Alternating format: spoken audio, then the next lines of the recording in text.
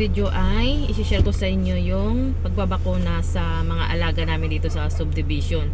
Ito po ay alaga namin sa bahay. Hindi siya totally sa amin. Pumunta lang siya sa bahay. Doon na siya nag-stay kasi lagi namin pinapakain. Natakot ako baka makalmot yung mga anak ko. Kaya pina-injection na namin, pinabakunahan. Kasi may libreng bakuna po dito sa subdivision. Tapos habang karga-karga namin siya, gusto talagang kumawala, gustong tumakbo.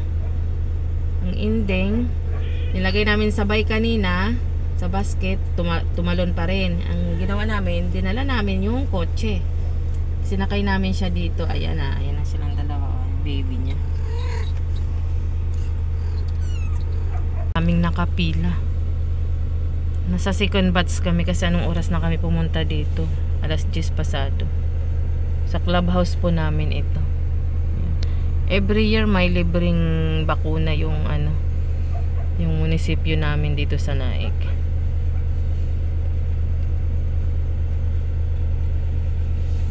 Yung iba na nakauwi na.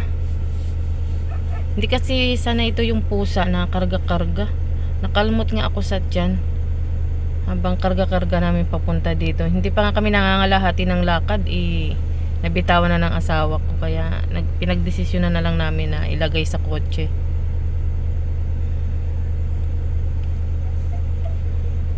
Ang daming nagpapa-injection. Diyan sa harap mayroon din. Ayan na. Number 31 kami. Hindi pa inana, first batch yun. Ayan si Ate Joy.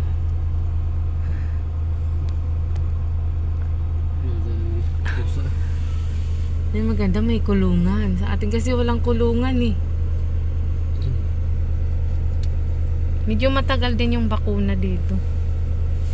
Sa isang tao, maraming dala-dala. May 3, may 4, may 2, may 1.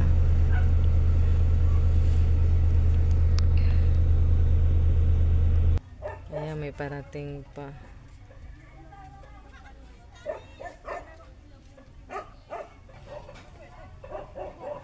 Dami pang tumarating.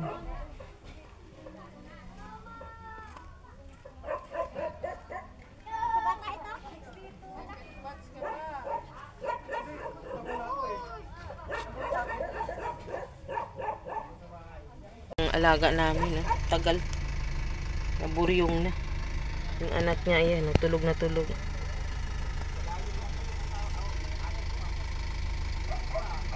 Konting-konti na lang ang nagpapa-inject. Kanina madami.